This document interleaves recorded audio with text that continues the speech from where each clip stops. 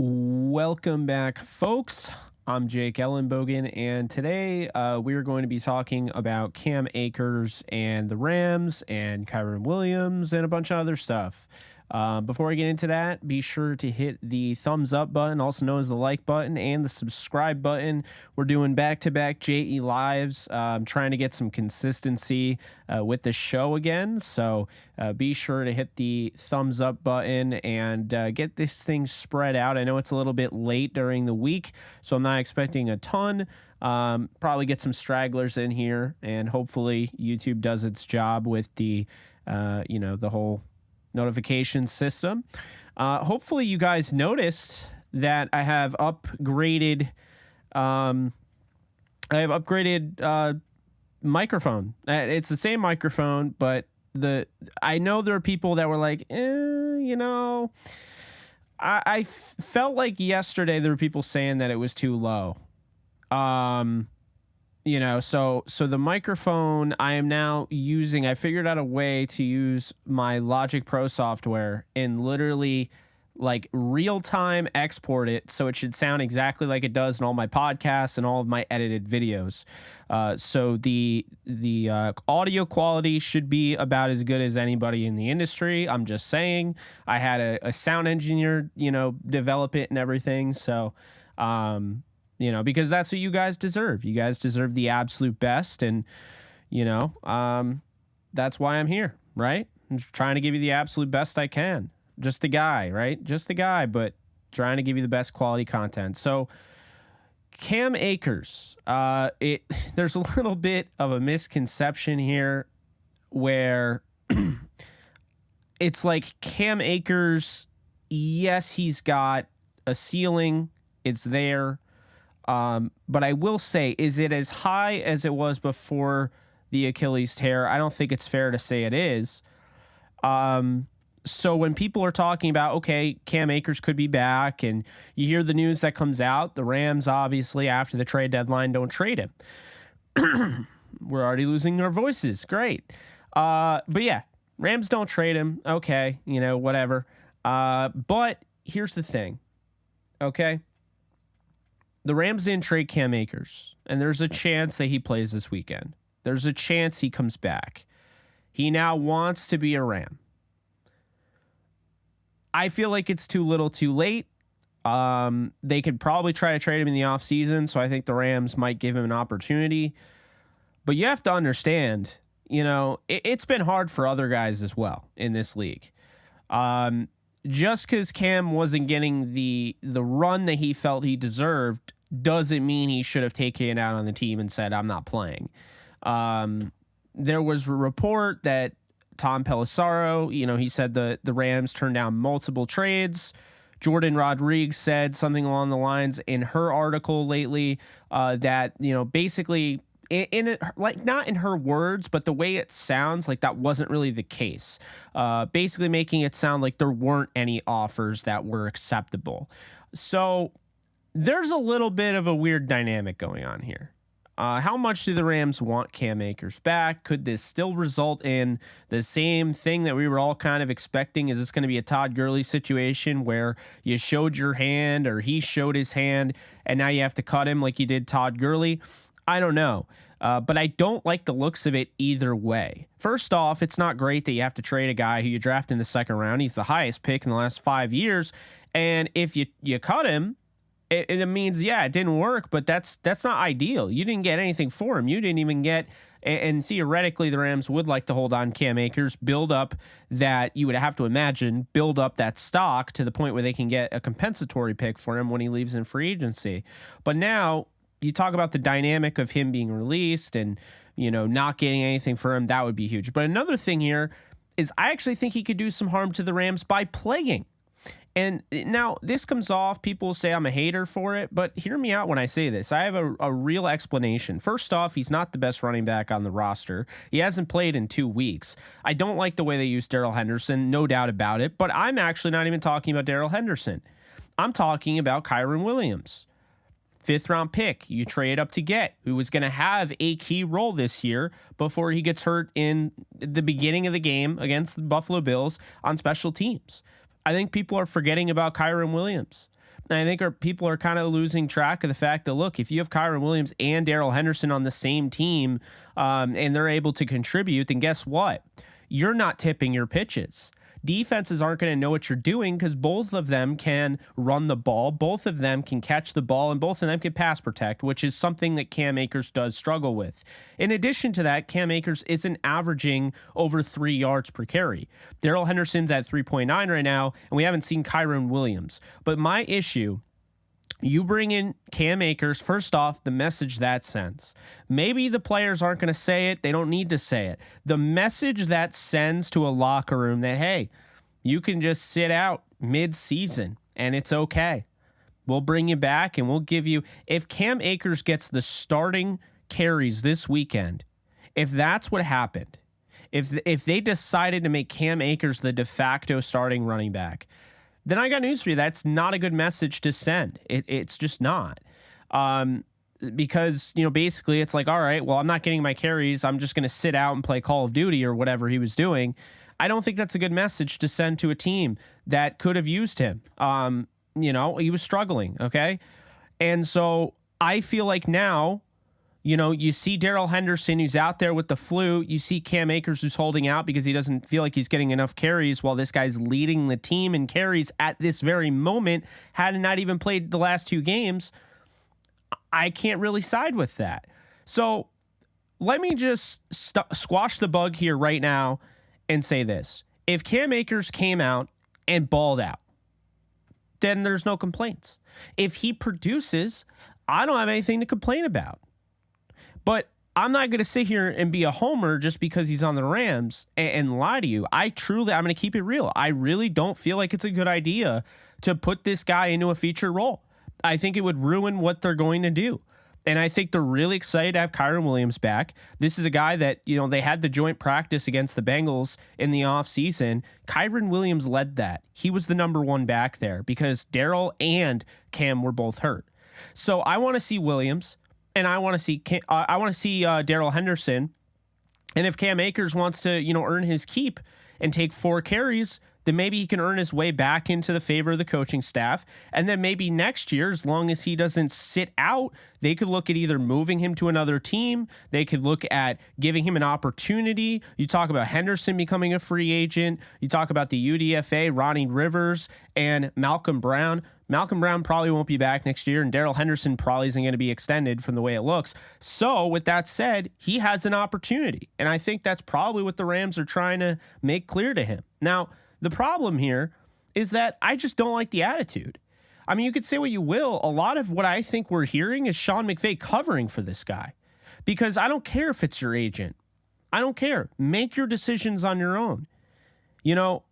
The idea here that we're going to sit here, and I've seen more hate towards a guy who was playing with the flu, who was having breathing issues and trying to get through it for the betterment of the team. He's getting more hate than the guy who sat out the last 2 games. I don't think that's fair. And I'm just going to call it like it is. So here's what I think. I don't think the Rams got good offers. I know Tom Pelissero, it may sound like they got good offers and they turned him down. They just decided to keep him. I don't think they got any good offers. I think at this point they're like, we don't want to do the same thing we did with Todd Gurley and, get rid of him. And I think that's where they're at right now. And it's okay. If they're there right now, fine. I don't mind them trying to fix something if you think that he can be a long-term fit and maybe you're trying to get, a pick out of it, a compensatory pick down the road. But what I'm saying is you bring him back, you run the risk of it not going well. Because let's not forget, it's not like this guy was playing extremely well and wasn't getting enough touches. It's very similar to the Elijah Moore situation going on in New York. Well, New Jersey. Because they play in New Jersey, but they're the New York Jets. Anthony, what's up, man? I see you. I don't have the comments going. It's stuck on yesterday. I think that's probably my bad. So let's change that. Okay. My bad, folks. So give a shout out to Anthony right there, just so he knows that I'm seeing him right now. Yeah, I mean, I think the thing going on with Elijah Moore is a little different. And is Elijah Moore justified? I would say they're both not very justified. Elijah Moore sitting out, or now he's back, but now he's sitting out and they're winning games. The Rams need a guy like Cam Akers to step up. He hasn't. Sean McVay has no other choice but to look elsewhere and not give him the feature load. And he has a problem with it. And I'm like, all right, well, average more than 3 yards per carry if you want to be the lead back. I don't think it's really that difficult. I mean, it is difficult to be a running back in the NFL. But as soon as you start, and this is my thing, okay? This can come off as me hating or whatever, but it's very simple. As soon as you start putting your name out there, putting it behind, saying things like, leaking to the media or whatever your agent's doing, you have to expect the fan base is going to kind of disassociate themselves from you. You're not AD. When Aaron Donald, and keep this in mind, Aaron Donald won a new contract. Okay, he sat out the first game of Sean McVay's tenure. Don't forget that. Sean McVay won 44-6 without Aaron Donald. That was his first game. Aaron Donald sat out for a contract. I wasn't a fan of it. I wasn't. And I voiced my opinion on it. I didn't think it was a team thing. But Aaron Donald got paid, right? He came back the next game. He gets paid. All of that. All is forgotten. Here's the thing, though, about Aaron Donald. He's Aaron Donald. Okay? If Cam Akers just was coming off a 1,400-yard season and wanted to get paid, maybe I see it more. But Cam, you barely have more yards than Darrell Richardson did with the Rams. I think it's time to stop being here and stop saying, we're being too hard on him. Cam is an NFL football player. I've interviewed so many of them pre-draft and everything, and I have nothing against athletes, okay? I literally host a podcast now with a former Ram linebacker who I don't think got enough credit during his time in the league, Cameron Lynch. So it's not me being anti-player. And I get they need to, do what they need to do. But you're under a rookie contract, my friend, and you don't even have 1,000 yards. You suffered the torn Achilles, and it was great that you came back, and I'm not hating on that. But you're back now, a whole off season, and I haven't seen improvement. I've seen more decline. And I'm starting to wonder if Cam Akers is really the next Marlon Mack. Because everyone forgets, Marlon Mack had a close to 1,000-yard season. He looked like a stud for the Colts. He tears his Achilles. He's not the same. Right now, Cam Akers is, hovering over that. Marlon Mack is now on his 4th team. I think it's his 3rd team this year. So, excuse me for being a little worried that Cam isn't that guy. And I'm not saying he never was, but now he becomes harder to root for the fan base because now, you're saying, well, and he isn't coming out and saying this. It's not like he tweeted this out, although he did tweet out something, whatever. He tweeted out, I miss football, and someone said, then play. And, he said, I would if I could, or something along those lines. Not a big fan of that exchange at all. I feel like you got to keep that dirty laundry off Twitter. But look, if Cam starts for the Rams, do I think it's a smart thing? No. Do I have an issue with it? Yes. But if he were to go off for 171 yards on 29 carries like he did against, the Patriots in 2020, do you think I'm going to have an issue with it? No. I'm not going to be making excuses about it either. If Cam Akers were to have a monster game this weekend and helped win, helped beat the Tampa Bay Buccaneers, I wouldn't say all is forgotten because I still have an issue. I'm more of like, I'm a team guy, and my parents and my grandpa, we didn't believe in the whole quitting thing. Okay. Like I wasn't raised to quit. So it's one of those things for me. It just rubs me the wrong way personally. I know it rubs other people the wrong way. And it rubs me the wrong way because of the hate I see towards others. I mean, in one breath, you can't be like, wow, Taylor Rapp's trash. I hate Taylor Rapp. Oh my God, Taylor Rapp in coverage is so bad. But on the other, you can't be like, oh man, you got to lay off Cam, man. He's going through a rough time. Well, here's the difference between the two. While you're calling Taylor Rapp trash, Taylor Rapp's out there. He's fighting with his brothers to win a football game, to do his job, what he's paid to do, what he's under contract to do. Cam Akers is not. So that's my issue. That's where, I start to see some hypocritical stuff going on, and I have an issue with that. And I had to throw it out there because, that's not really the football aspect of this. This is more of like, just talking about the little different things that kind of hover around it. But when you talk about the football aspect of this, Kyren Williams needs to get going. They need to get him the ball. They need to start laying him, because Sean McVay is constantly talking about guys that can create yards that aren't there, right? Guys that can create. We could talk about Cam Akers creating, but all Cam Akers is really creating is that he's breaking tackles because he's not hitting the holes. He's running into other guys.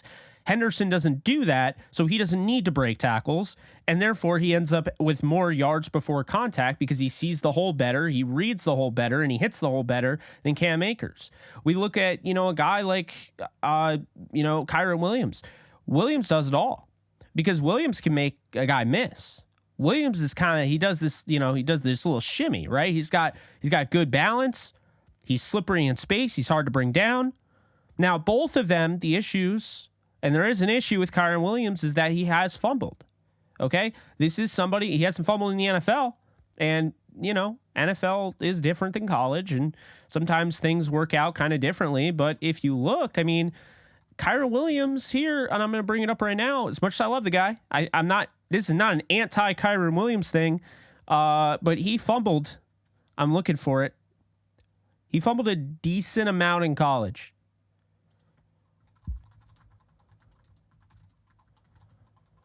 I'm looking it up right now, if I could ever find it. Yeah, 8 fumbles in 2 seasons. Half of them were recovered by Notre Dame. So 8 fumbles in 2 seasons. Cam Akers has fumbled, right?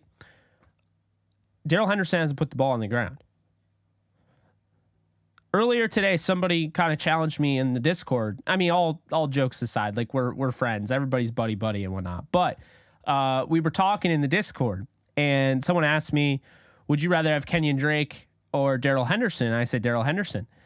And, Kenyon Drake has 11 fumbles. Like, I'm not about to, So there is a thing to be said about ball security, okay? If you're looking for the sexy, flashy guy, Todd Gurley isn't coming through that door, okay? Todd Gurley's not coming through that door. This is what you have. And I do feel like at some point or another, you have to start giving the guys an opportunity on the roster. Ronnie Rivers got a little bit of an opportunity, but only had 8 carries. I wasn't a big fan of the way he carried the ball, but I also don't think he had a lot of room to carry the ball. And I think Sean McVay is underrating what Henderson's done, 3.9. I know he wants guys that create yards and do more than what the blocking would entail, but Henderson has 3.9 yards per carry behind a really bad offensive line run blocking wise. They got the pass protecting down better, but the run blocking has to improve. So that is what I'll say there. But I think when you bring in a guy like Cam Akers, who wants command of this running back room, he wants to take over as the feature guy. Sean McVay, simply put, doesn't believe in a feature guy in this offense. And that was the philosophical issues from what it sounds like for Cam Akers, is where Cam Akers believes that there should be a bell cow and he should be that. And Sean McVay wants to do the running back by committee, which I have my pros and cons. There are pros and cons to everything, but there are definitely pros and cons to running back by committee. First off, pro is you keep everybody like fresh. You can use them strategically. Here's a big con though. You ready for this? This is something that's not talked about enough. There are some great running backs out there that because they're in running back by committee, they can't get into a rhythm. That's right. A rhythm. So there's a guy, like I said, with Henderson, literally every single week. This guy, he had 4 carries for 16 yards. They're sporadic carries. They're not back-to-back. Look at what he did at Memphis. This guy averaged 8 yards per carry, and he got into a rhythm. He was a rhythm one cut back. When you take a guy out of his rhythm and he's running once a quarter or not even, how can you expect him to go off when he gets his opportunities? Henderson gets good production for his opportunities, but the fact of the matter is the Rams don't use the running backs correctly. It is extremely hard. Even Todd Gurley would struggle behind this offensive line and the way they use these running backs. Todd Gurley in his prime would struggle because they don't let these guys get into a rhythm. The same could be said for Akers, who they let the most. He carried the most. I mean, he wasn't really effective, but there's no rhythm. How can anybody get into a rhythm when they get a carry, they run for 10, and then it's pass, pass, pass, pass, pass, and then pass, pass, pass, and then, oh, yeah, by the way, we're going to run it with another running back in the second quarter, and then we'll get it to you in the third. How can you get into a rhythm that way? How? So, I mean, it's not just playing Kyren. It's not just playing, Cam. It's not just playing Darrell Henderson. It goes beyond that. You have to let these guys get into a rhythm. You can't just use them sporadically. It will blow up in your face, and it already has. I mean, you can say what you will about the running. I've already heard this. What about Rashad Samples? Is he at fault for this lack of run game? How is Rashad Samples at fault? It's not Rashad Samples' fault. I heard the same thing last year. Guess what? That was Thomas Brown. I would vouch for Thomas Brown being a head coach, being an offensive coordinator at some point. Okay? I believe in Thomas Brown and his development. Last year was not Thomas Brown's fault. At some point or another, as much as I love Sean McVay, something has to change the way the running backs are utilized. Because if you're going to commit to this running back by committee approach, then I hate to break it to you, but you're going to have to do a better job of letting these guys get into rhythms. You're going to have to run the ball more. They don't run the ball enough. A-Dog, what's up? Thank you so much for donating. I didn't know you was live, Jake, but because I was recording YouTube videos, but I'm here now. I will never miss a Jake Ellenbogen live stream. I appreciate that. I'm a big fan of your YouTube channel as well, my friend. You guys should check out A-Dog out. Reacts to all sorts of songs. You still got to do Ice Nine Kills. I have to see a reaction of Ice Nine Kills. You got to check it out. Maybe the one about, they have a whole record of all like horror movies and stuff. They make songs about horror movies. You should do the one, A-Dog. You should do Farewell to Flesh. It's based on Candyman. You should. And you should do Stabbing in the Dark, which is based on Michael over here. And you should do another one. I don't know. But yeah, definitely that's my request to you via my show. I want to see some Ice Nine Kills if you haven't already. And check out Starset. They're my favorite band. Those are the two recommendations I have, or requests. I don't know. I do. Yep. I had a studio that I paid monthly for, and I loved it, but it became too much, and I got a decent setup here. It took a little bit, but like slowly but surely, you can look at my older videos. There wasn't really much of a backdrop, and I just kind of created it over time, and it's a makeshift little studio in my basement, and I love it. I absolutely love it. Appreciate the question. Let's see here. No, I think they're lacking, and people have asked, hey, Jake, how much does Liam Cohen have to do with this? I don't think it's fair for me to respond to that because I don't have an answer. I don't know how much Liam Cohen has to do with this because I don't think any of us are going to know until it comes out. We don't know. Maybe he's calling the plays. I have no idea. I have no idea what he does. I have no idea what O'Connell did. But I do think they miss O'Connell to a degree. I don't think it's a shock that O'Connell left and the offense has kind of had a little bit. But I think a lot of it, injuries. I think a lot of what they wanted to do was held back because of all the injuries they had. I think that's definitely fair. As much as I love Van Jefferson, he didn't even get really much of a training camp. So that's something to keep in mind. It's something that's easy for even me to forget about. But yeah, I think the injuries definitely have played a role in that. I agree with that. I agree. Hopefully they start getting things done personally. And I think you have every right. I mean, this is what happens. It is, there are consequences to your actions. And it doesn't necessarily mean like Cam's a bad person, but if the fans don't want to support him because of, what happened, staying away from the team 2 weeks in a row doesn't really sound all that great. I mean, I wasn't a big fan of it. I'm not going to boo anybody on my team. I don't do that. And trust me, there are people, if I booed, because I don't believe in booing culture, I don't boo. I know that's kind of surprising to some, but I don't go to games and I don't boo the other team. I just don't like it. You can do it. I'm not saying like I look at you differently. I just personally don't believe in it. So, I'm not somebody that will even boo some of the guys on the Yankees that I can't stand. Or we're on the Yankees that I can't stand. So, I mean, that's all you need to know there.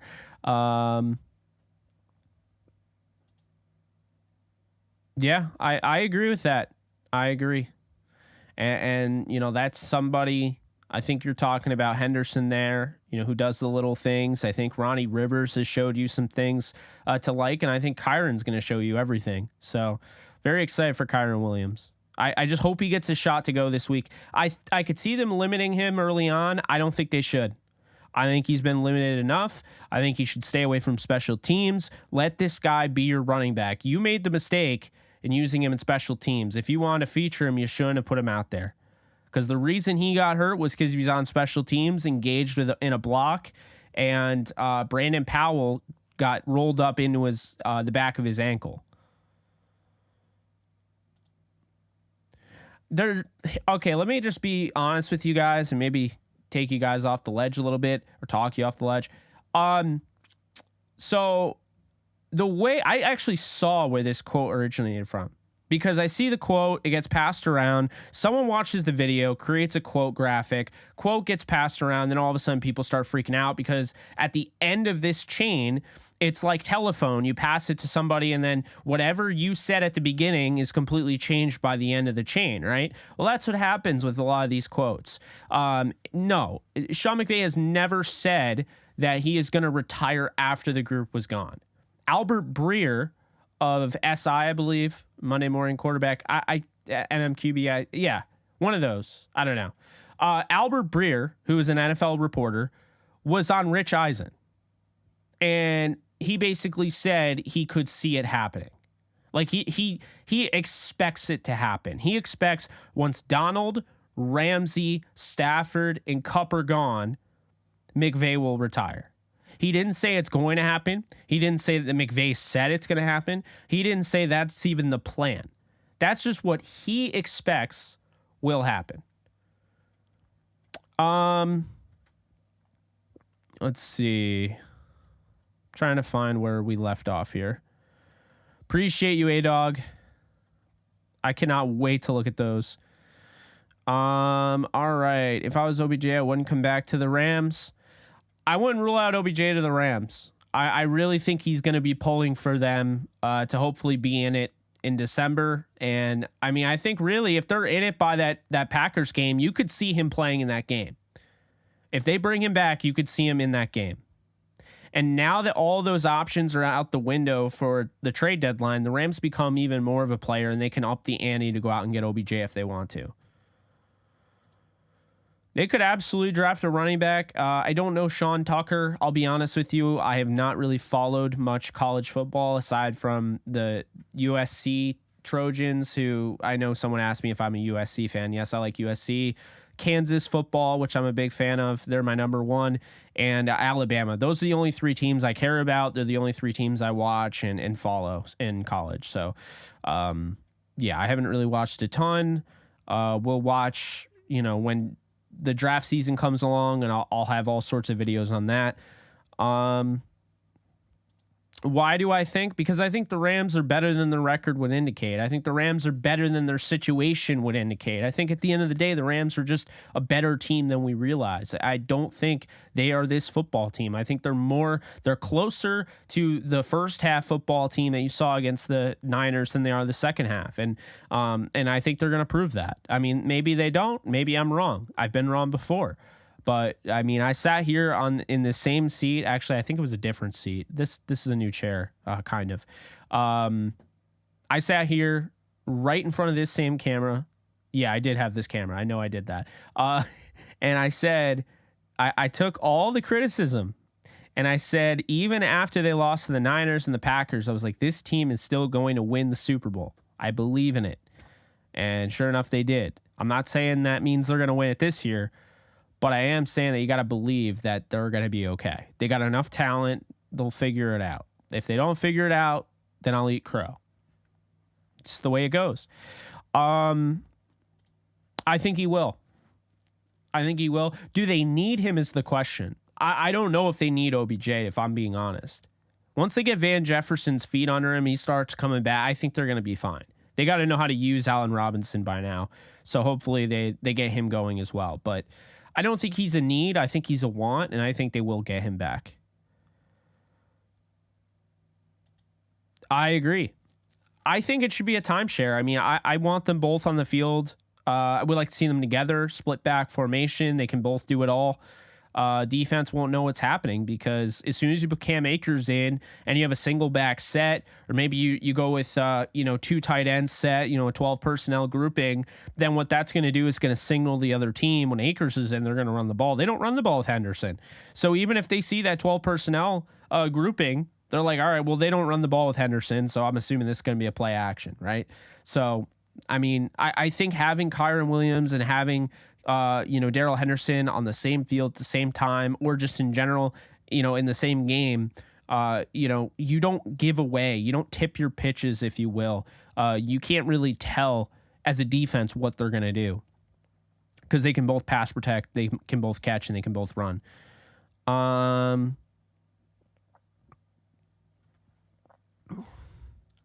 Jake, you were 100% correct. McVay refuses to commit to the run. We need to see 25 to 30 carries this weekend, regardless who is at running back. I know his obvious choice. McVay is too damn stubborn to commit. Yeah, I mean, let's look because I haven't looked yet. We're doing the preview tomorrow. Cam and I, Alexis and I will do the preview on Friday on DTR. But Cam and I are going to have Believe tomorrow. We're going to be recording. I'll probably drop tomorrow night. The podcast, episode 132.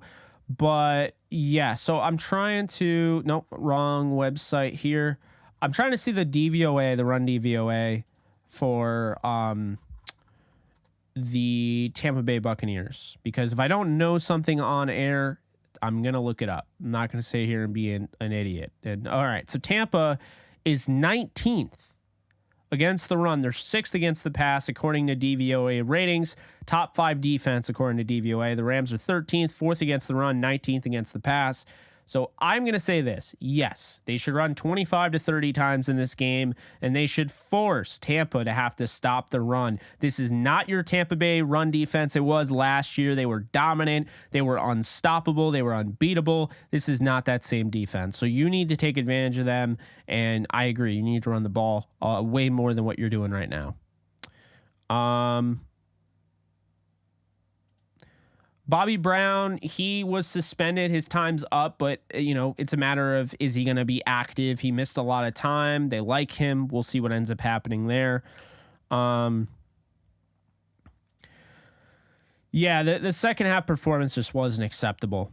So you feel good about the first half. Now you work on building, you want to put together 4 quarters of quality football, and that's how you're going to win. Jake, as a fantasy football degenerate, I got to ask you, how do you think Kyren Williams will perform as a fantasy asset this year? A lot of hype in that community. I think he definitely can perform, but I am not buying into any Rams running back with this running back by committee until Sean McVay starts to really show some significant improvement on managing this run game. I just don't. I can't buy into it on the level that people want me to.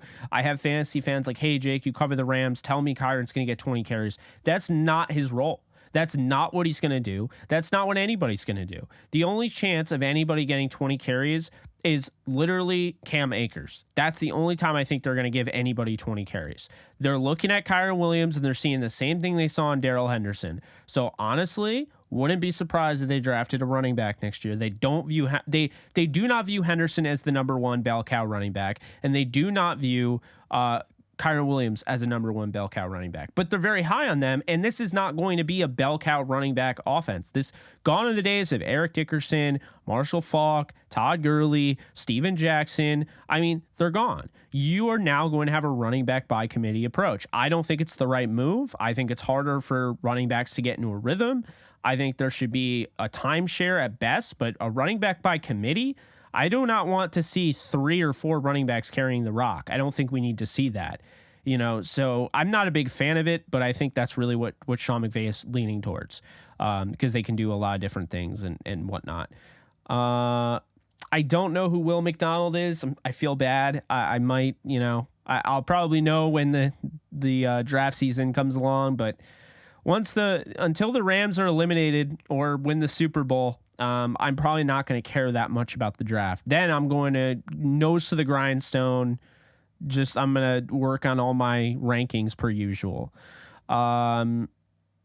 He's getting carries because they like him. They like his upside. Guy's good balance. I think he's a better receiver. I don't think he really should be getting carries, but Henderson put them in a bad spot because he played with the flu and had some breathing issues. And man, I can speak on behalf of Darrell Henderson. Breathing issues suck. Okay. I have asthma. I've had a hard time getting through different shows. You see it at times. I might be like wheezing a little bit. I mean, it's a real thing. So playing a football game with breathing issues is not ideal. And I definitely could see why that could be an issue.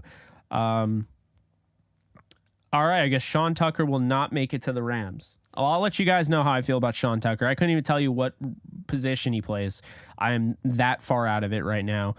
But it's going to be funny. If you watch this video during draft season, you'll be like, wow, Jake didn't even know who he was, and now he's raving about him or whatever. I don't know. We'll see where I'm at. Yeah, I've had some pretty ridiculous DMs, if you will. There are some good Niners fans I want to give a shout out to, though. People like Coach T. Bates. People like Gammon Brown, I believe. Gammon Brown last night, who donated a bunch of money to me. I appreciate you. Appreciate Coach T. Bates. I appreciate Justine over on Twitter. I appreciate Johnny Dells. We teamed up. I appreciate CG Ruthless Sports. I mean, they're good 49er fans out there. They're not all like that, but it feels like the majority are. And it's probably the same with most fan bases, if I'm being honest. It's not really fair, and it's probably extremely biased of me, just from my experience, to say all Niners fans are that way. That's why, if you notice, when I tweet about the Niners or I say anything about Niners fans, I don't say all fans. I say most. Because once you say all, you're just as bad as they are. Because you cannot just say every fan is bad based on one interaction with one fan. There are some damn good fans out there that deserve respect. And they'll give it to you. They'll give you respect. So you should be giving it to them. But that's just, I agree. The most 49ers fans are incredibly annoying and almost insufferable. I don't think he'd ever go to the 49ers, if I'm being honest, Coach. I could never see that. He doesn't like the 49ers. So, I mean, Kyle wants him.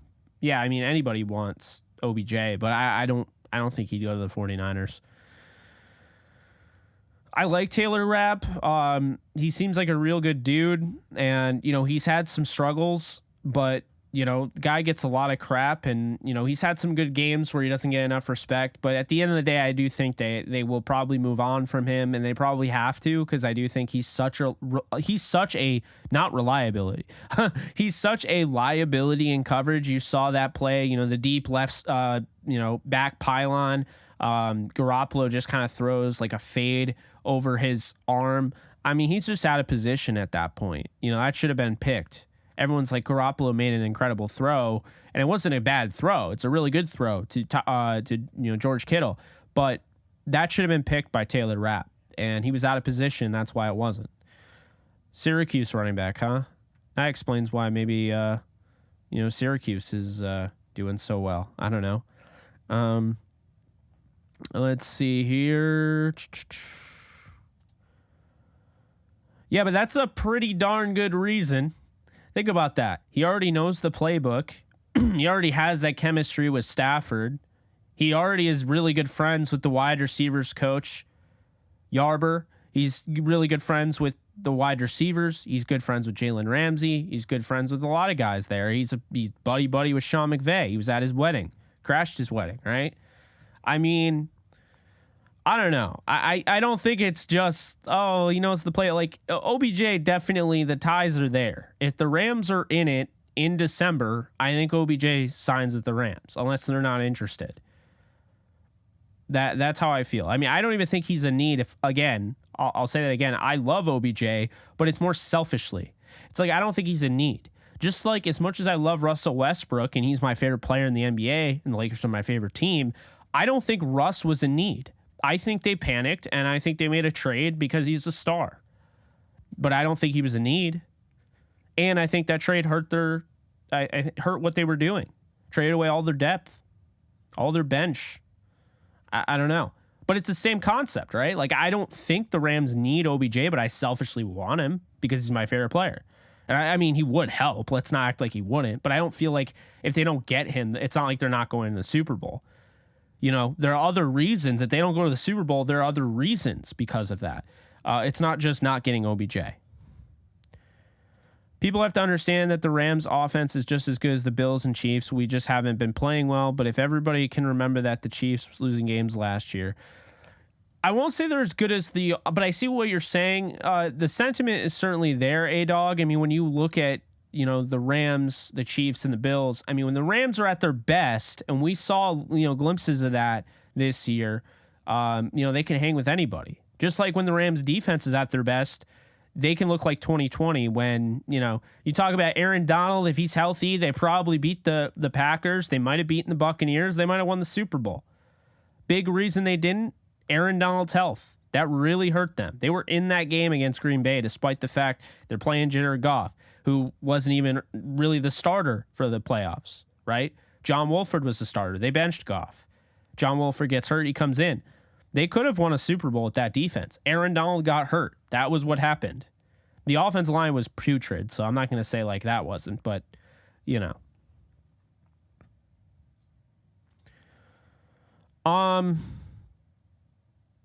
I disagree. Everything on the Rams is not different. You know, you have a different left tackle, but when Edwards comes back, he was their starter in the Super Bowl. Brian Allen was their starting center, and Rob Havenstein was their starting right tackle. So the difference is that Whitworth, who retired, and Corbett, who left in free agency, there's the difference. The Super Bowl team didn't have Tyler Higbee. He was out. He missed that game. He got hurt in the 49ers game. They had Blanton for a play. So in reality, they had Bryson Hopkins. This team has Tyler Higbee. And might I add, Tyler Higbee's having his best season yet. And then you look at Cooper Kupp. Okay, Cooper Kupp versus Cooper Kupp. There you go. Allen Robinson is an upgrade over not having Robert Woods, right? And if you get OBJ, there you go. You had OBJ. Maybe you have him more than one quarter. The football gods let him play. There you go. You have Van Jefferson. Skoranek is better than Skoranek of last year. You have Stafford, Darrell Henderson, Kyren Williams, potentially Cam Akers. I mean, it's kind of the same running back room as last year, except no Sony Michel, who only played like 4 snaps in the Super Bowl. So who cares? Defensive line's the exact same. Aaron Donald, Greg Gaines, A'Shawn Robinson. Marquise Copeland is depth, right? You don't have Sebastian Joseph Day. Doesn't matter. He played like 3 snaps in the Super Bowl. Outside linebackers, there's the difference. Von Miller's not there, but you have Leonard Floyd, who's starting to play good football. He had 2 sacks, against the Niners. You have Justin Hollins, who's a really good run defender, and you have Terrell Lewis. Would have preferred them getting another guy, but that's what you have. Linebacker, you want to tell me Bobby Wagner is an upgrade over Troy Reeder? That's an upgrade, my friend. Ernest Jones in year 2 is better than Ernest Jones in year 1. And the corners, Jalen Ramsey versus Jalen Ramsey, same thing there. Darius Williams or Troy Hill, maybe that's a push. I might lean Troy Hill. David Long, Kendrick and Durant. I mean, then safety. I mean, the Rams will probably have Jordan Fuller back at some point. So Fuller and Scott will say, right? So Fuller and Scott. Guess what they have in the Super Bowl? They had a guy who came out of retirement 2 years back, and Eric Weddle. He was retired 2 years before that game. And he comes back and he's starting with Nick Scott. So in some ways, the losses are big. Whitworth, Corbett, and Vaughn. But in some ways, the team is better in other areas. And that's what I don't think, that's what I think is lost on people. And the fact of the matter is this, okay? Defense wasn't great, right? Defense just wasn't great. It wasn't. Wasn't great against the 49ers. But since that, 10, they gave up 16 against the Cowboys, 10 against the Panthers, 3 against the Panthers because there was a pick 6. So they gave up 3 against the Panthers. They gave up 16 against the Cowboys. They gave up 17 against the Niners. They gave up 12 against the Cardinals. Okay. This defense if they play the level that they were playing before the bye, then I can tell you right now, this offense just needs to be a little bit better than average. What people don't understand is this is the worst offense in football with a lot of talent, but they're playing the worst ball of anybody on the offense. Now, is that a little bit hyperbolic? I guess in a sense, because DVOA does not put them there. DVOA puts the Rams at 23rd. They're 26th in the run. They're 20th in the pass. I would argue they're the worst as of right now. But they have a lot of talent, and if they play even average football with the defense they have, they can win a lot of games. So, just saying. Oh, that would be fun. Pollard's going to cost a lot, though, yeah. He might cost $10 million. I mean, the guy is absolutely special. Dallas just didn't know how to use him and thought Zeke Elliott was better, even though he hasn't been better in 2 years. What's up, GOAT?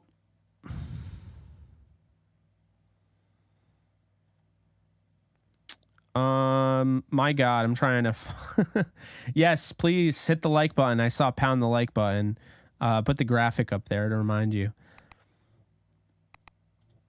The problem, Jody, is that Sony Michel doesn't fit what they want to do. He doesn't fit the offense at all. They had to run the 12 and 13 personnel grouping. And keep in mind, they can't even run 12, 13 personnel this year because they don't have as much depth at tight end. And the 13 means that they would have an extra tight end, which would probably be a sixth offensive lineman. And they don't even have the depth to do that. They did that last year. They had no boom. They couldn't do that this year. So, not sure.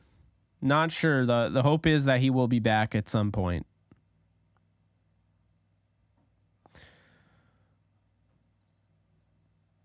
We will definitely see.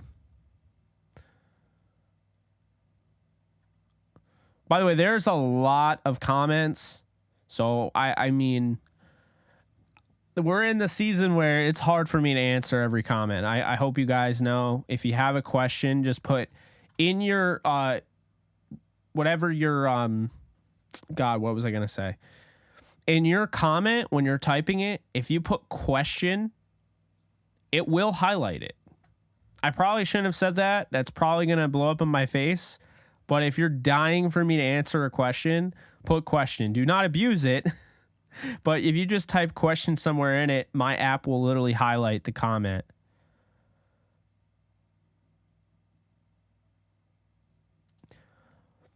But, Coach, that's basically what he did last year now. I mean, let's look at this. Because Odell Beckham Jr. pretty much came back last year around the same time. Like he joined the Rams right around the same time. So Odell Beckham Jr. game logs 2021. So Odell Beckham Jr. joined the Rams November 15th was his first game. So is it a little bit later? Sure. But I don't think that's too late at all. The whole point is getting him for the playoff push. That's what would be the point. Answer, I do. Higbee is not trash. Higbee is not trash. No.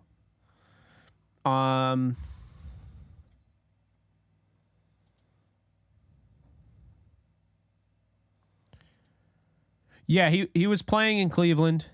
He was. I see what you're saying. I really don't think it's that big of a deal, though. Because it's for the playoff push. It's not for right then and there.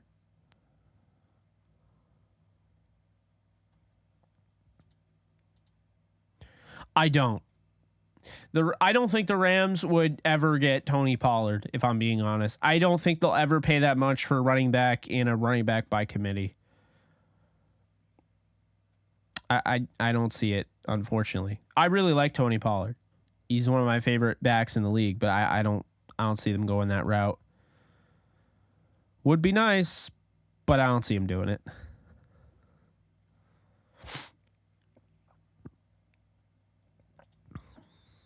I mean, that doesn't make Higbee trash, though. You can think that they should have gotten Hawkinson, but also say that, yeah, I like Tyler Higbee. He's just maybe not better than TJ Hawkinson. Okay, I can understand that. I mean, Higbee's got the second amount of touches by 20 on the team right now. He's got 20 more targets, 20 more targets than Allen Robinson on the team. 20 more. And Higbee is on pace for 758 yards and 87 receptions. So his stats or his projections have gone down. Cooper Kupp is on pace for 1,666 yards on 155 receptions, which would break the record, I believe, held by Michael Thomas. 12 touchdowns he is on pace for. A lot can happen, obviously, though. A lot can happen. I mean, right now, Darrell Henderson is on pace for 478 yards on 121 carries. They're just not really running the ball much at all. I mean, if you look at Darrell Henderson, he had 121 carries. He had 149 last year. That was the most. 138 the year before.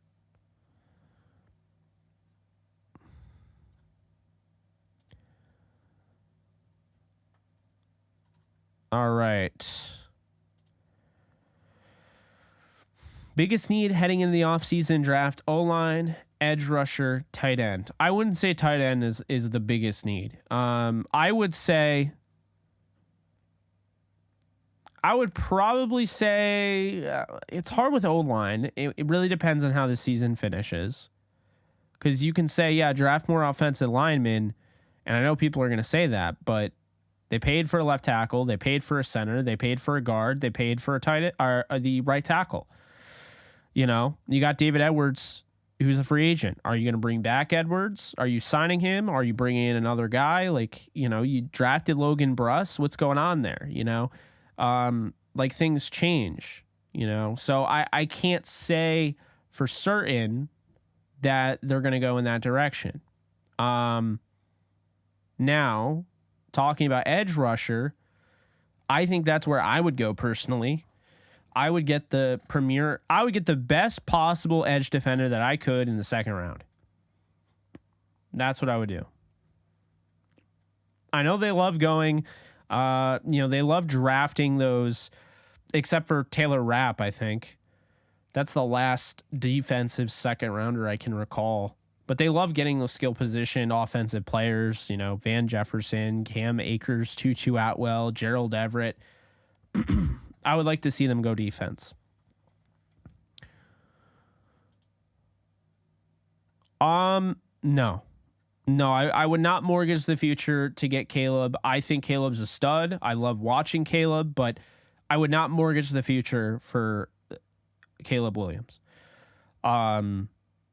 I think the best quarterback in the draft is probably Bryce Young. And I don't know. I don't think the Rams are going to go after a quarterback for a while. I think they really think they have a full 5 years left with Stafford, and maybe they have more. Maybe he signs another deal. Can't rule that out either.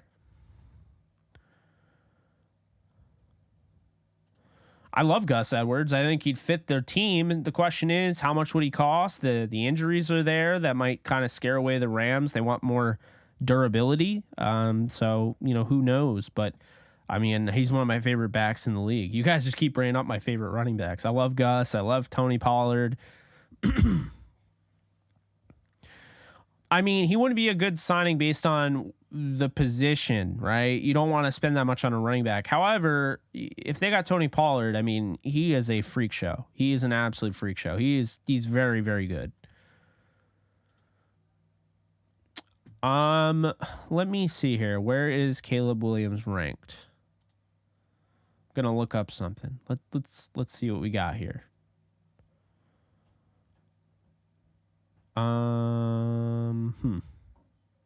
Okay.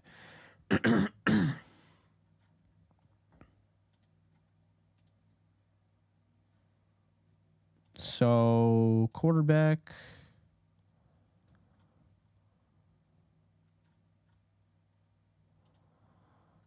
I don't even know what's going on.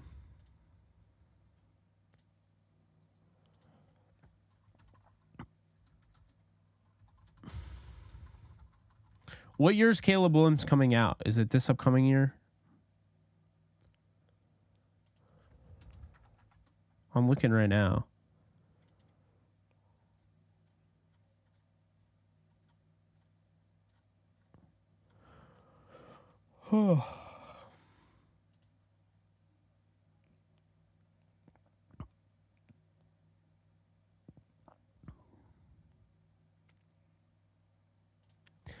So this one's from 2 days ago.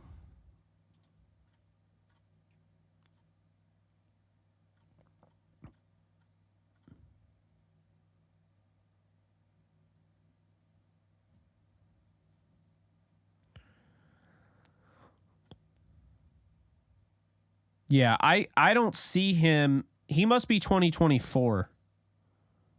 Okay. Yeah, I'm seeing that now. I mean, let's see 2024 NFL mock draft. I would imagine he's probably one of the top ones.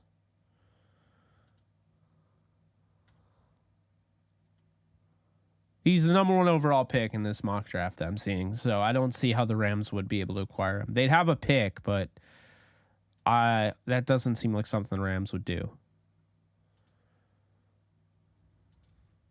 If he's ready to go, I absolutely think he'll be the spark that they need. Yes. 100%.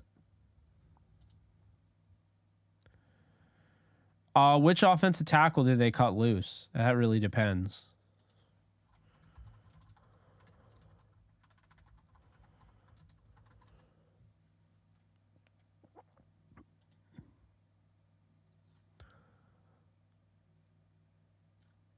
Fred Johnson, yeah, I'll pass. Maybe they get him, but I don't. He does not move the needle. For a second, when you said that, I thought you were talking about their left tackle. I'm totally blanking on his name. Because that'd be a little different. That'd be just a little different. Because that's Donovan Smith. I would absolutely take Donovan Smith if he was a free agent, but you're talking about Fred Johnson. Yeah, I wouldn't bother. Skura's more of a center, so I think they probably just deemed that they felt Bobby Evans was better, at guard.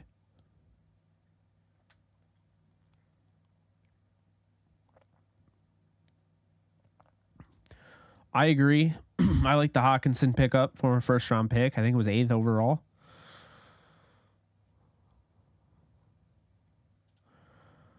Right now, I'd probably say Lonnie Walker. I think Troy Brown's been decent, but right now I'd say Lonnie Walker. For those of you that follow the MCU, Aubrey Plaza was cast as a villain, undisclosed villain in Agatha Coven of Chaos. I thought that was pretty cool. Just figured I'd mention that. Yes, please do. Appreciate you, Nolan. Be sure to like this, give it a thumbs up, like the video. Really does help out the channel. What position does Lovett play? See, this is what I mean, man. I feel bad. I'm not really following it yet.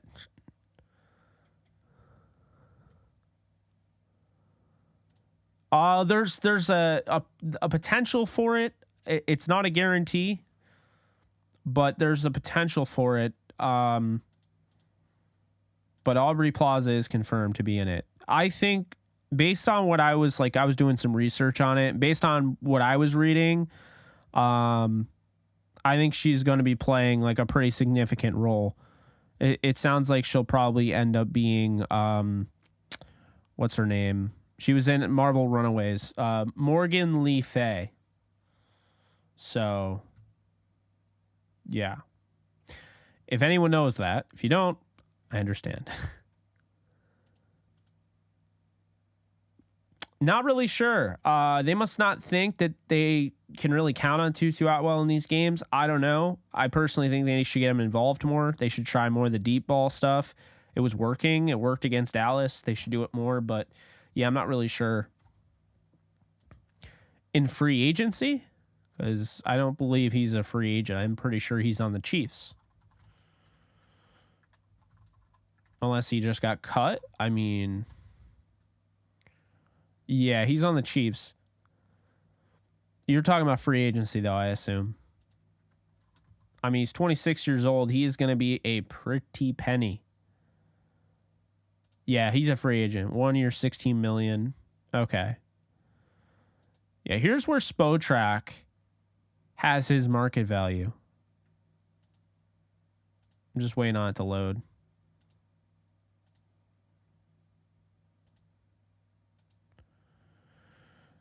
One of the slowest sites to load. I do not know why. Same thing. He's being sat out, inactive, healthy scratch. Love the guy. I truly don't think he's going to get a chance to play this year. I just don't see it, unfortunately. I think he's got a lot. I mean, this is somebody that can be a starting running back in the NFL. There's no reason why he can't. I mean, maybe not on this team because they're going to be all running back by committee.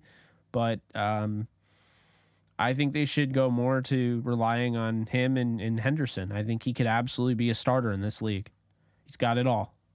And because he's so good in pass pro, he can stay on the field on third down. He can stay on the field at all times, really. Good runner in between the tackles, can go to the outside, breaks tackles, slips tackles. He's slippery in space, can make guys miss. He's the only thing that his issue is that he fumbled 8 times in 2 years, and he's not very fast. But who cares about that? I'm trying to see it next Thursday, but I do have stuff to record. Like Cam and I record every Thursday. Alexis and I record every Thursday, although we're going to be recording Friday on DTR this week. So, but yeah. Planning on next Thursday.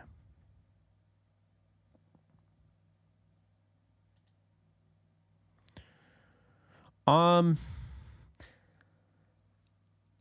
mean, I don't think they're trying to get him involved at all because they didn't even really use him against the 49ers. I thought, you saw the different opportunities over the top. Van Jefferson presents, the crosser to Cooper Kupp, and you're peppering them with the short passing attack. You got to throw over the top, and I just didn't think they took advantage of that enough.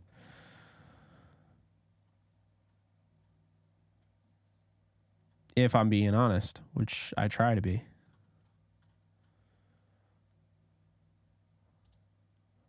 Potentially.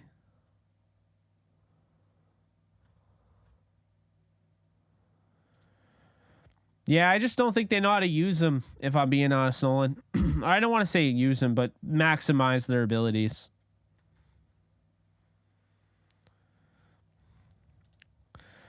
Sean, the safety, if they went out and got a safety, that safety better be on the level of like Jaquan Brisker was this year, because they love Jaquan Brisker. Based on what I was told, is they absolutely love Jaquan Brisker. So, I mean, if they really liked his skill set, then they better be looking at a guy like that if they're going to spend that high of a pick on a safety. I think they got to go edge. I'm going to be honest with you. I think 100% they got to go edge defender. And I'll try to find. I did a way too early mock draft that I totally forgot how it went.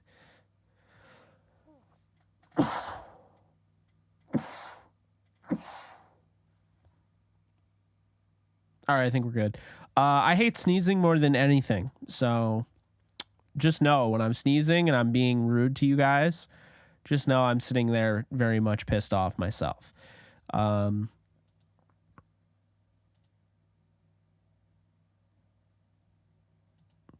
It's certainly possible. I mean, I don't know if exactly how it is, but I think it's certainly possible. I think they let Henderson walk, yeah. I think they should bring him back. He's an excellent pass protector. He can help you in everything, but they don't use him correctly. And so, since he's incredibly underutilized, I think it's best for him if he wants to further his career. He should probably go to another team that, uses him more. I don't know.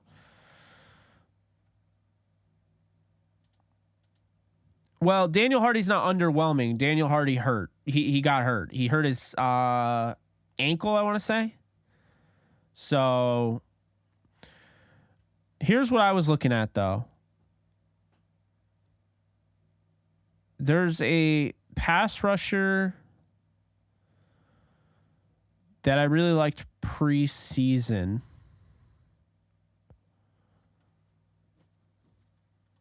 What pass rusher was that? Pass rusher I really liked preseason.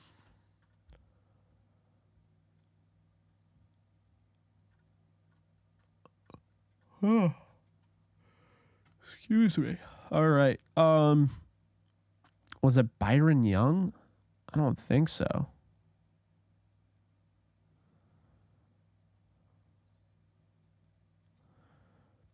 Brenton Cox Jr. from Florida. That's who I wanted. I like his game. I liked his game preseason. Very athletic edge rusher. Has the speed, can convert speed to power. That's the guy I really liked. So I think they should go out and get a guy like that, but we'll see. That's who I would draft in the second round. They should go defense and they should go edge defender. They should get a guy that can really rush the passer. I forget who it was, but I think it was Chris Ballard of the Colts who said, you know, in order to really find elite talent at pass rusher, you either trade for it or you need to develop it. And the best way to find it is to develop it. And I agree with that. I really do. I think the Rams should start trying to develop pass rushers. You know, stop getting Okoronkwo's in the 4th round, 5th round, whatever. Stop getting Samson Ebukam's in the 4th and 5th round. Stop getting, Chris Garrett's in the 7th and, Trayvon Young's in the 7th and, Daniel Hardy in the 7th. I mean, start actually committing to getting a pass rusher in the 2nd round, in the 3rd round, spending higher picks on those guys because they're reliable. They're very reliable. If you can develop them, oh boy. Think about it. Everybody that the Rams were interested in, everybody that we talk, Juwan Price, there you go. Everybody we talk about trading for, right? Max Crosby, 3rd round pass rusher for the Raiders. Bradley Chubb, 1st round pick for the Broncos. Difference, but the point is they drafted him. Sweat was a 1st rounder for Washington. Burns was a 1st rounder for Carolina. You have Josh Sweat, not to be confused with Montez Sweat. Josh Sweat was not even on day 2, I believe. I think he was a day 3 pick. There are guys like that all the time that the Rams have just passed on. And so I think it's time to start letting them go after pass rushers. They drafted Gerald Everett. They drafted Tutu Atwell, Van Jefferson, Cam Akers, all in the 2nd round. Start looking at a pass rusher, for the love of God. Then you're not in this situation that they're in right now. Think about it. How did they acquire Terrell Lewis? They drafted one in the 3rd round. They haven't really developed him, right? So now they're going to be scared away from drafting another one. Terrell Lewis had injury concerns coming out. That's why he fell. Justin Hollins is a 5th rounder who they claimed. Leonard Floyd was a 1st rounder from Chicago. They let him go after his contract. I mean, they're not really developing anybody. For the pass rush, I mean. So I would really like to see them change that, draft a guy in the 2nd, get some serious traits, get a guy with some serious traits and win with that. Ojulari, BJ Ojulari on the LSU Tigers. That's another one. There's another guy that you could look at. I mean, I don't know. I like to see them target it more. KJ Henry of Clemson. I think find a guy that has some bend, has some pop behind his pads, has some speed off the edge, maybe has, some ability to develop some moves in his pass rush arsenal. A guy that doesn't false step all the time, and that's who they should go after in the draft.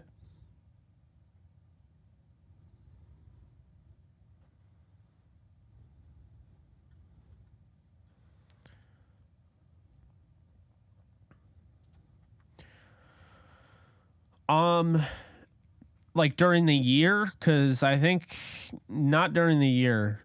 I can't really think of anybody right now. But for the off season, I mean, I'm sure there's some. I mean, that's how they got Bobby Wagner. No one saw him coming. Yeah, but Aaron Donald was drafted in the first round in 2014, you know? Yeah.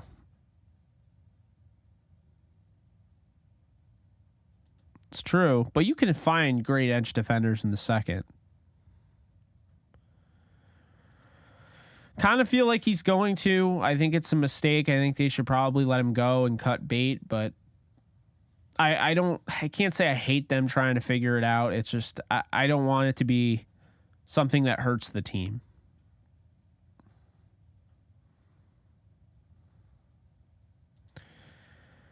Yeah.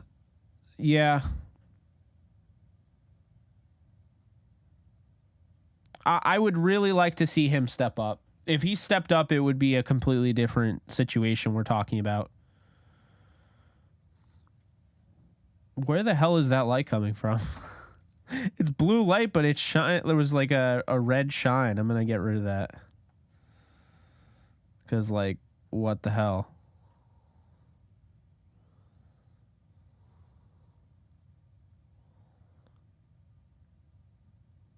That's so weird. All right, whatever. Bizarre, man. Oh yeah, loved Robert Quinn. Absolutely loved Robert Quinn. Guys, let's get the thumbs up. Let's get them up. Let's get the likes up. If you're on mobile phone, you just have to slide out of the chat. If you're on the chat, and just you can click the thumbs up right below the video. I gotta see how that looks now. Did they change that at all? The presentation of it?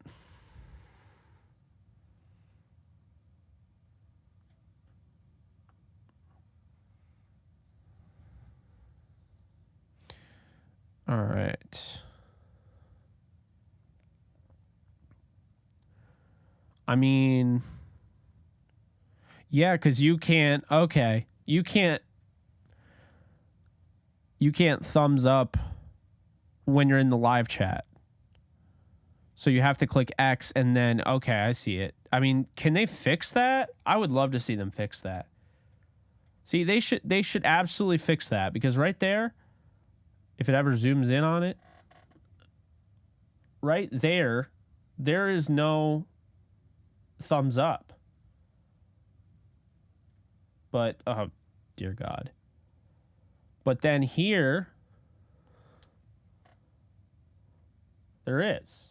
Right there, where my thumb is, or my finger. So, yeah, I don't know. They need to figure that out. That should be an easy spot to locate. Or maybe if you double tap the video, it gives it. They should tweak that. I absolutely agree. Because what people don't get is, if you don't thumbs up a video that you like, YouTube has to assume that you watched the video and you didn't like it. You've ever watched a full video and you didn't like it? I did that today. I got to the end and I'm like, why did I watch this? And so I don't give thumbs down. I don't do that. But I just didn't like it, because I was like, I didn't like this. I'll admit, even at times, I'll be like, I didn't like this, but it's a fellow content creator. I respect the hustle, and I give it a thumbs up anyway. But yeah. Unfortunately, you got to beg for likes, because like YouTube literally is all about likes for the algos. The algorithm is really based on getting likes. That is not a surprise. They did that, twice this year, the Yankees? God.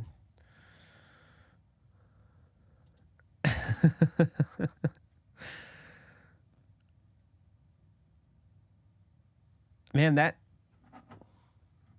is insane, the way that's blinking.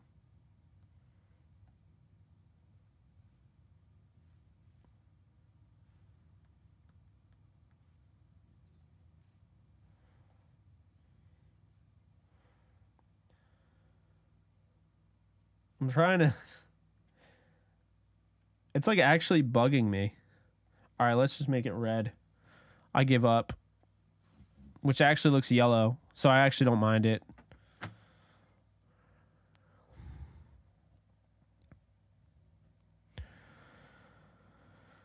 Yeah, I mean, adding another guard, that definitely would help if they need it. Yes, I actually have it right in front of me here. Not the game. That would be rude if I was watching the game instead of following you guys. But yeah, I see Russell Westbrook. That's my guy. That's my guy. Love to see him playing well. Love to see it. I think really the key was, letting him come off the bench. I think it definitely has helped. That's just my thoughts.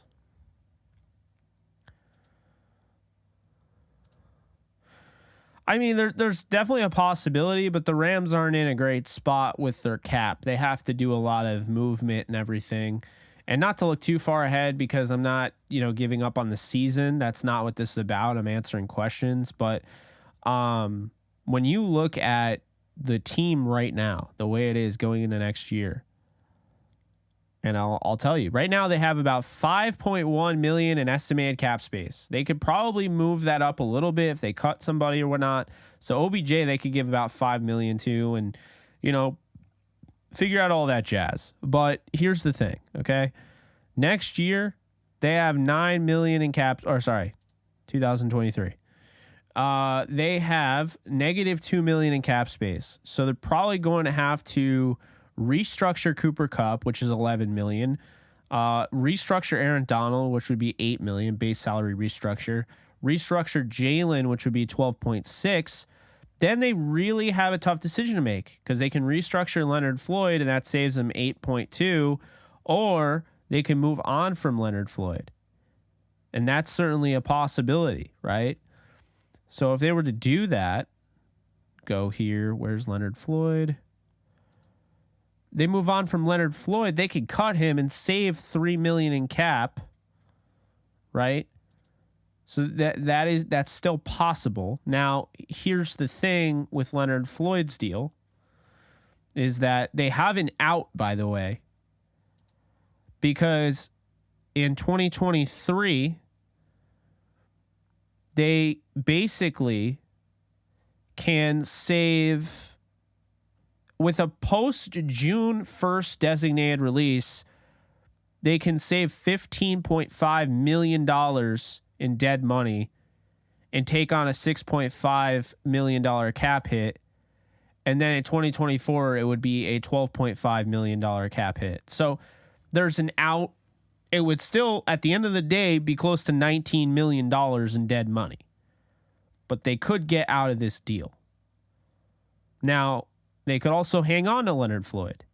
And if they decide to do that and just commit to him until 2024, then guess what? You can base salary restructure. And if you do that, then you have a $38 million cap right at that moment. Stafford doesn't save you anything. His restructure wouldn't matter at all.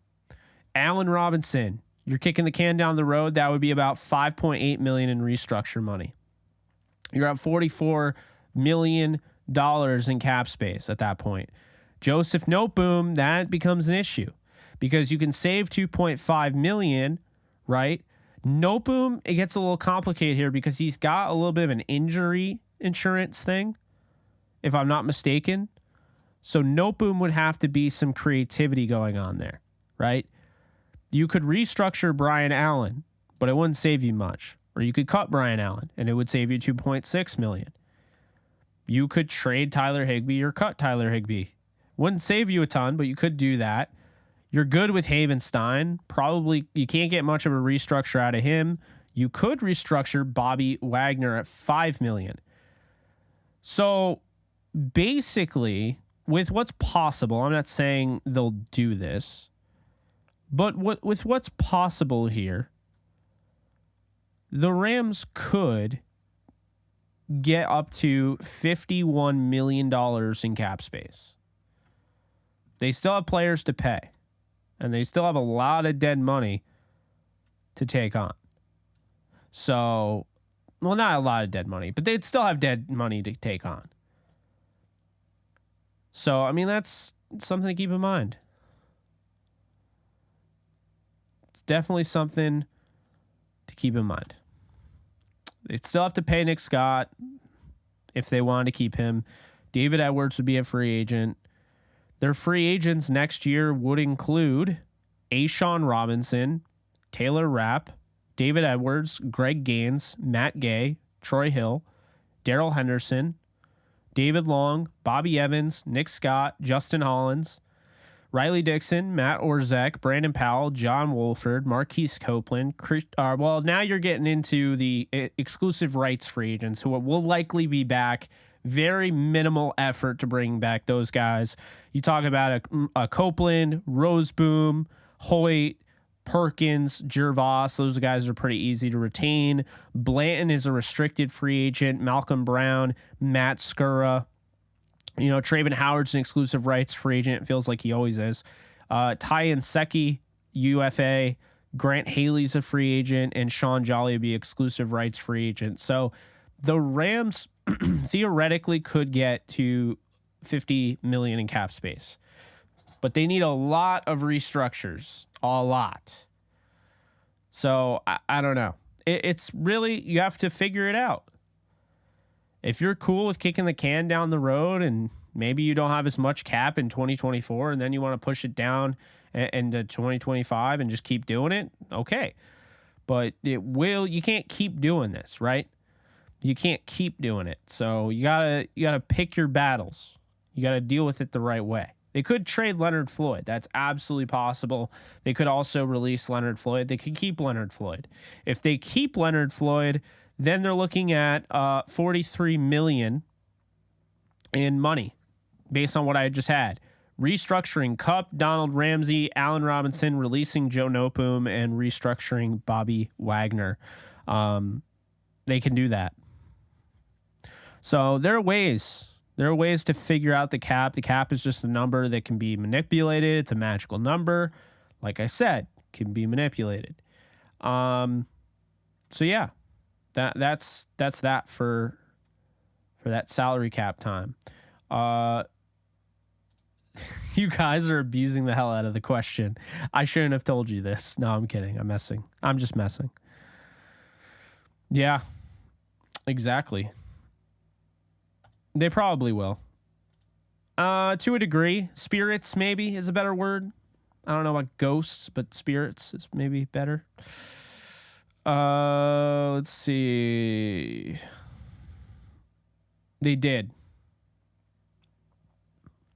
I think they're going to revisit that trade next trade deadline. I think the Rams are going to try to get Brian Burns again. Or they'll wait until he's a free agent. They want him. I'll make that very clear. The Rams want Brian Burns.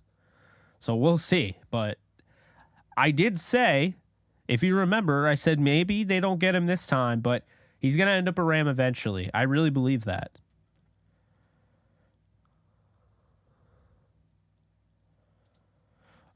If the Rams cut Akers, one second.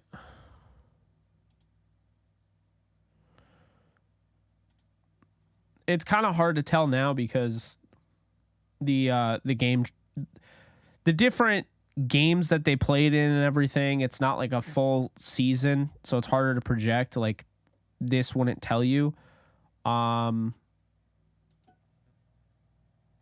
Let's see. Why is Spotrac so slow? Unbelievable, man. Okay.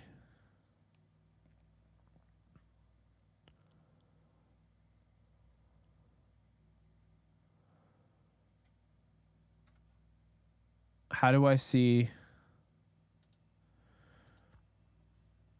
I'm on over the cap because Spotrac was taking forever to load. Okay, so the Rams, according to over the cap, have $4.7 million in cap space. And Cam Akers,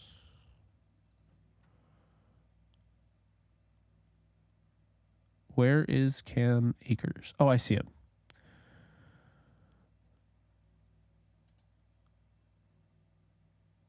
So if they cut him, Cam Akers would save them $1.1 million in cap. I mean, it's not terrible, but it's not something I'm like going crazy about, you know? I don't know.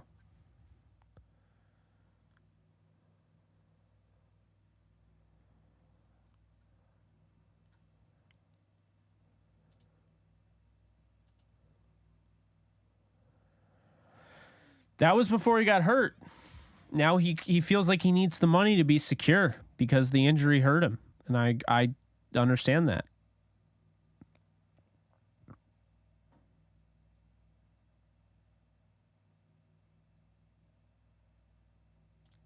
I think most of them are gone. They might keep David Edwards. I think they probably let Greg Gaines go. I think they let just about everybody go. They might keep Edwards, but they're probably going to be looking. They're probably going to let most of the guys go. Matt Gay will be back. They might keep Riley Dixon, but most of the guys are going to go. I think so.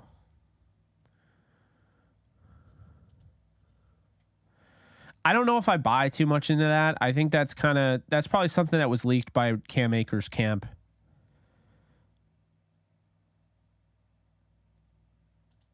Yeah, I don't know about that one.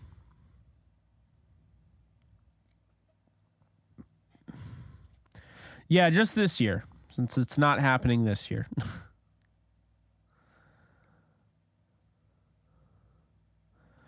For real, man. It may not look as good. Over the Cap may not look as good as Spotrac, but it doesn't take 10 years to load. And I love Spotrac. I'm not trying to hate. Fun fact, the Rams have only one player, and don't look this up, that's signed through 2027. Who is that player? Go. And truly, he's not even signed until 2027. It's one of those void years in his deal. But I'm curious to see who will get it.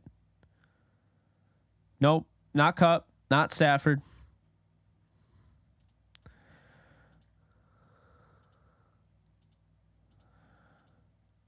Nope, not Bobby Wagner.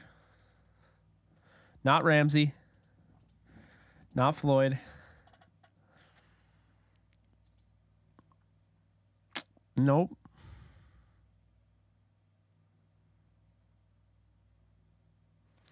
Nolan?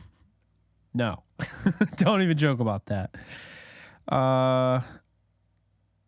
There it is. Riley Smith got it. Havenstein. Havenstein has a void year in 2027. The Rams have Aaron Donald.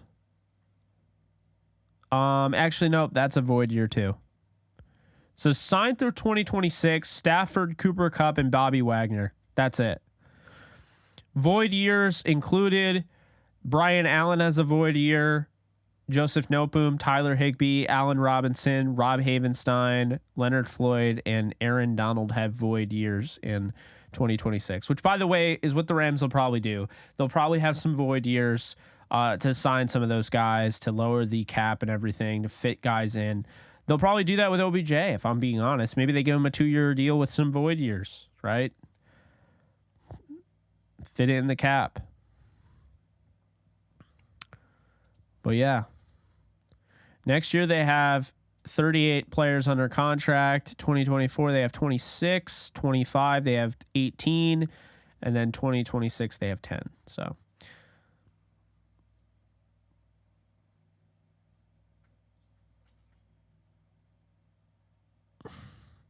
yeah, but average is good. If you have an average guy on a decent offensive line, you're going to be okay. When you have a below average is the problem. Average in the NFL is good enough to win. Here's how you should look at the offensive line. If an offensive line is average, then that means they're doing what is expected of the average player in the NFL. And when you are average, that means that a Matthew Stafford can actually do what he wants to do, right? Matthew Stafford can actually throw the ball. When you're below average, you're now hurting the product on the field of Matthew Stafford. You're hurting the product on the field of the running backs. If you're a below average run blocker, you're making it harder for the running back to do his job. If you're average, the running back should be able to do his job. That's how I've always looked at it. If you have average playmakers on your team, if you have an average team, your team isn't bad. They're probably not going to win many games because other teams are good. But bad teams are bad teams. They get blown out. When you have average offensive line, you're going to struggle at times, but for the most part, you're going to hang tough and be decent. You're going to be decent enough where if you have the talent around you, you can win. If you have an elite offensive line, you're going to elevate everybody else around you. The offensive line is giving now the quarterback time, is opening up holes for the running back that might not be as talented. That's how you have to think about it. So don't mistake average for bad, because David Edwards is average. You are right. He could be better. We'll see if he gets better, but he's average, and average is not a bad thing. Yes, he is. I don't see that hating up until like the end of the month, but you're right. I mean, it should soon. Yeah, one thing to keep in mind though with the comp formula, very important thing here. You can only get so many. So the Rams, and this is the thing here, when the Rams acquired, I'll tell you right now. Let's see, NFC West. So the Rams got Darius Williams. They would have had a 4th-round compensatory pick for Darius Williams. That got canceled out by the Allen Robinson move. So Allen Robinson canceled out the Darius Williams move, which now means that because of that, the Rams don't get that 4th-round pick for Darius Williams. They instead get a 5th-round pick for Von Miller, which is insane. Hate that still. They should have a 3rd. They have a 5th-round compensatory for Vaughn. They have a 5th-round compensatory for Austin Corbett. They have a 6th-round compensatory for Sebastian Joseph Day and a 7th-rounder for Obadiah Okoronkwo. They did not get a compensatory pick for Johnny Munt. He fell just outside of what it takes to get a compensatory pick. So with that said, really, there was only 3 teams that were given 3rd-round compensatory picks. Arizona gets a 3rd for Christian Kirk. Washington gets a 3rd for losing Brandon Scherf. And New England gets a 3rd for losing J.C. Jackson. Cleveland gets a 3rd for losing Kwesi Adolfo-Mensah, who is the GM for the Minnesota Vikings, the new one. No, I'm sorry, the New Orleans Saints, I believe. San Francisco gets picks for Robert Saleh. So they get a 3rd rounder for Robert Saleh, and they get a 3rd rounder for Mike McDaniel. And then Kansas City got a 3rd rounder for Ryan Poles being the GM for the Bears. Dallas got a 4th rounder for Randy Gregory. Vegas gets a 4th rounder for Marcus Mariota. So only 2 4th-round compensatory picks that were handed out. The Rams get a 5th for Von Miller, because Von Miller, even though he probably took home the biggest contract annually of the entire off season, it seems like. It seems that way. Yeah, even though that's the case, he's a veteran, and he wasn't on the team to start the season. So they screwed the Rams over on that. I hate that, but that's how it is. They absolutely deserve more than the 5th-round compensatory pick. That is ludicrous. And then Corbett ended up not getting paid as much as I expected, so he gets them a 5th. Marquez Valdes-Scantling got Green Bay a 5th. Chandler Jones got Arizona a 5th. DJ Jones got San Francisco a 5th. Jordan Whitehead got Tampa a 5th. Connor Williams got Dallas a 5th. Ted Karras got a 5th for New England. Mason Cole a 6th for Minnesota. Sebastian Joseph Day a 6th for the Rams. Dallas got Cedric Wilson Jr. 6th. Chase Edmonds, a 6th, went to Arizona. Minnesota, 6th goes for Xavier Woods. Washington gets a 6 for Tim Settle. Giants get a 6 for Lorenzo Carter. 49ers get a 6 for Arden Key. Vegas is going to get a 6 for Brandon Fasison. Let's see. Kansas City gets 3 picks for Hughes and Reed and Pringle. Tampa gets a 7th for O.J. Howard. Rams get a 7th for Obanai Okoronkwo. Giants get a 7th for Keon Crossan. And then the Niners get a 7th for Raheem Mostert. And the Patriots get a 7th for Brandon Bolden. Those are all the picks that are projected.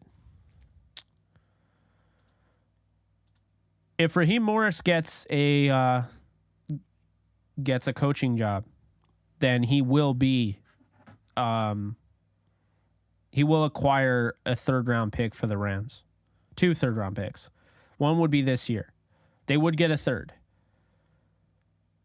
So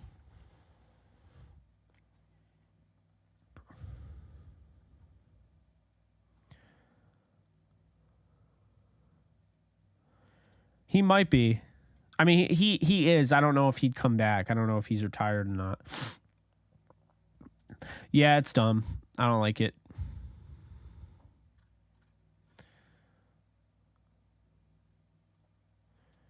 No, I like Raheem Morris. Well, selfishly, I want him to go because, I want him to get a head coaching job. It will get the Rams a pick, sure, but I think he's deserving. And I think it's unfair that he had success early on with hardly any talent with Tampa, and he just doesn't get the credit. So I don't know. I'm higher on Raheem Morris than most people are, though, if I'm being fair. So, wow, look at them Lakers. Look at them Lakers. Keep it going. Russ nearly has he doesn't have a double-double, or triple-double, sorry. He's got 11 points, 7 assists, and 6 rebounds in 16 minutes. You love to see it. All right, folks. You know what else you love to see? You love to see a turnout. You get a spontaneous JE Live, and you guys came to play tonight, and I appreciate it. I appreciate your audience participation. I hope you guys enjoyed this JE Live. I hope you guys enjoyed the new sound. It's the same microphone, but I figured out a way to use my professional audio sound that I use in all of my videos after in post-production. And I figured out a way to get it live. So I hope you guys enjoyed it. Hopefully it was as good as it sounded, when I was doing the rehearsal thing for the live stream, not rehearsing, but obviously going through and making sure the sound quality was good. Hopefully you guys enjoyed it. Like I said, you guys only deserve the best on this channel, and I'm going to try to provide that for you. So be sure to hit the thumbs up button on your way out, the subscribe button on your way out, and go and check me out over on Twitter at JK Bogan if you ever want to follow me there. I do interact with people just like I do in my live streams, but that's going to do it. More content tomorrow. You guys be good, and I'll see you guys soon. Later, folks.